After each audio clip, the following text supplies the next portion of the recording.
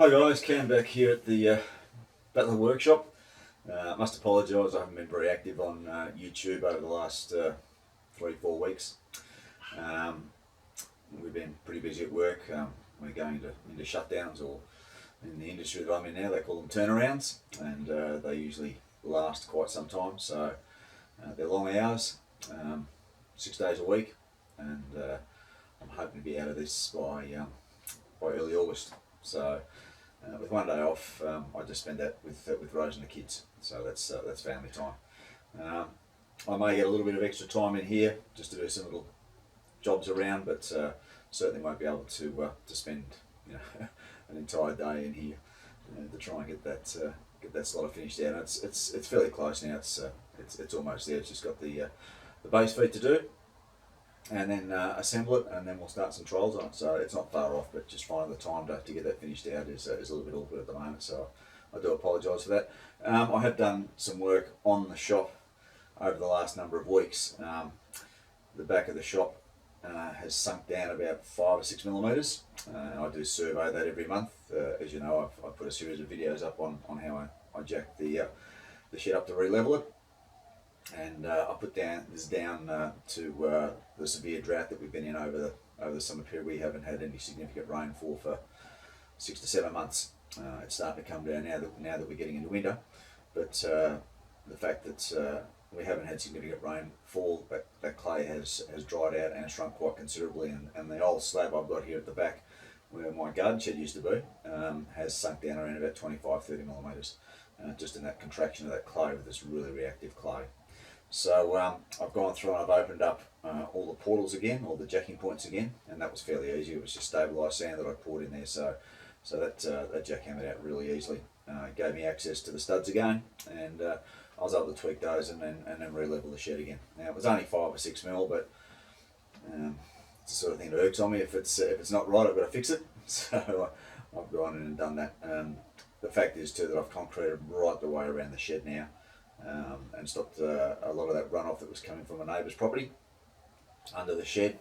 Also wetting that clay up and turning that to mush. So now that I've stopped that runoff there, and the shed is jacked up off the base, so I've got an air gap underneath there. So that's also assisting with the drying out. So I've put that down to the fact that it has just shrunk due to the drought that we've had.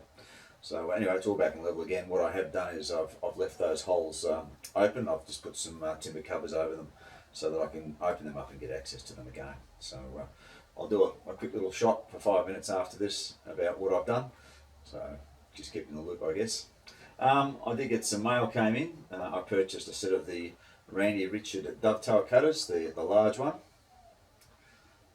and the smaller one.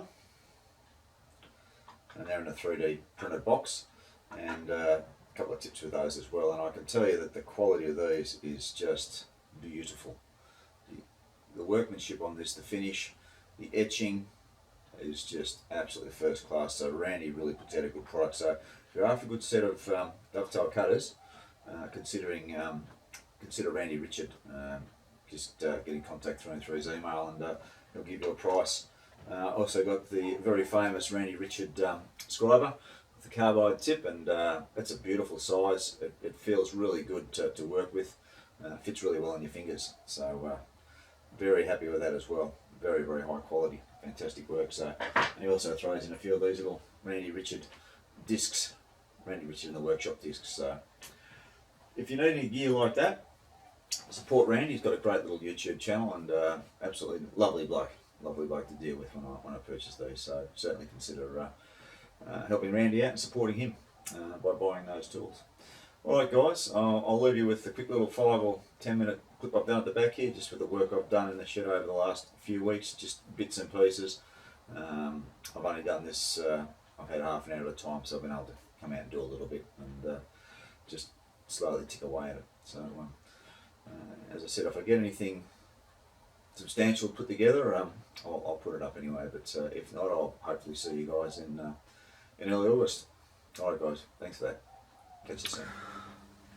Alright, we've got a bit of 17mm by 200 by 200 millimetre square plywood. I'm just cutting this down with a panel saw. I've had that pre-cut into strips down at my local timber yard, and yeah, just measure about 200mm and just panel saw cut it. I drill a hole in here for an access screw so I can actually lift the plug in and out. And I've also made up a trepanning tool that we're going to use to trepan out the diameter that we need for the holes.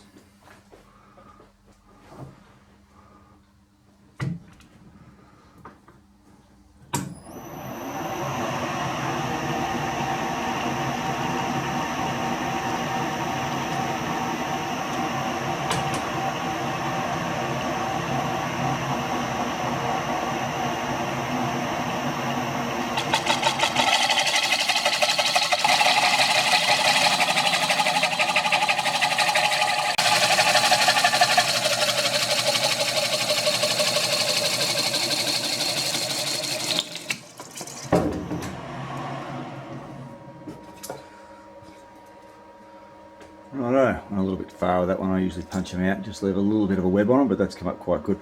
I'll take this down to my disc sander and I'll give them a clean up and we'll see how they look. Righto guys, let's go through what we're doing here. So I've made up these discs and they've all been varnished, top and bottom, and also on the sides. They're going to sit in there like that, but I need something for that to bear down on. So we're going to pour some concrete in here,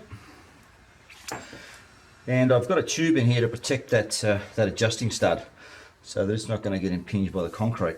And I've got a socket here that I've just gapped a little bit. This socket's a lot bigger than the one I'm actually using. The one I'm using, this is an impact socket, is a lot smaller in diameter, so I've got quite a comfort there to work with, so that sort of helps centralise that up. I've coated this around with a bit of concrete mixed into the water, and I've also added concrete mixed with the water to the cement mix. I'm using a fine bluestone on this just to give it a little bit of extra strength, a little bit of extra bearing load. And we fill that up to the top of our tube. Try to get it inside. And what this is going to allow me to do is get access back into these again just by popping off our little lid, and I can get access down in here if I need to adjust it. So what's happened, the back of the shed has dropped probably about 5 to 6 millimeters, and I'm putting that down to the fact that we've had no rain, no significant rain, constant rain in the last 6 months. We've been in a pretty severe drought. So that ground has really shrunk. As a matter of fact, where the old slab was for my old shed, it's dropped about 25-30 mil as that ground has shrunk out. What's also affecting that is I've got the slab actually sitting up, so I've got an air gap underneath it, which is also helping to dry things out. And also I've encapsulated right round the perimeter across the front and down the side with concrete. So what was happening before is I had a lot of runoff from my neighbour, which went straight under the shed. So now we've also stopped that. Hence, it's drying out quite considerably now, which is good. It's never going to get to that wet stage again.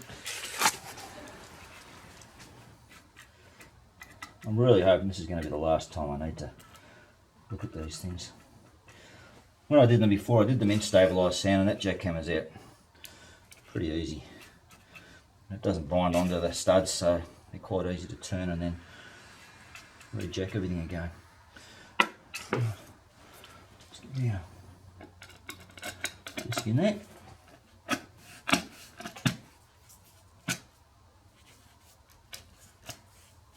That's actually sitting on top of the plastic there. Concrete underneath. So let's get out our socket that we're using to centralise with.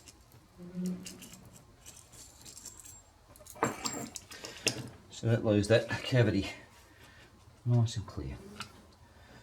Right. Set this back down again.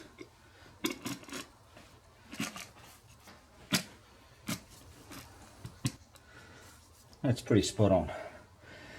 Right, we'll leave that one at that and we'll move on. So I'll continue that process for the next 9 that I've got. And as I said, I can pop that out any time, get access into those studs, and we're right to go. Righto, I'll keep moving on with it, guys. I'll catch up with you soon. Alright, so you can see the plug's in place, the cover's in place.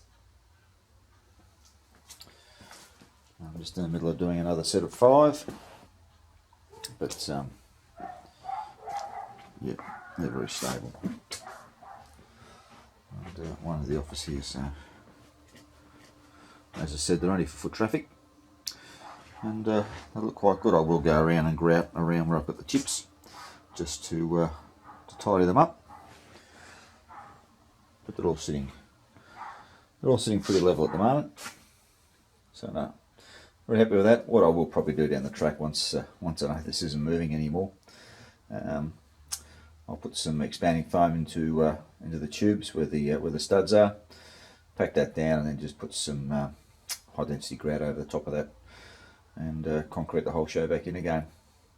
But as it stands now, they're nice and easy to get to. Matter of fact, I might open one up now. Alright, so we just put our screw in there and pop it out. And there it is there.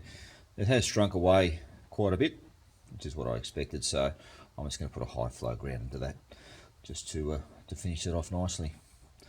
But you can see the stud down inside there. I have gone and just given these a quick tweak, and no issues at all. So back in. So yeah, very happy with that. As I said, it gives me access if I need to adjust anything, just with this very, very reactive clay drying out. Alright guys, see you soon.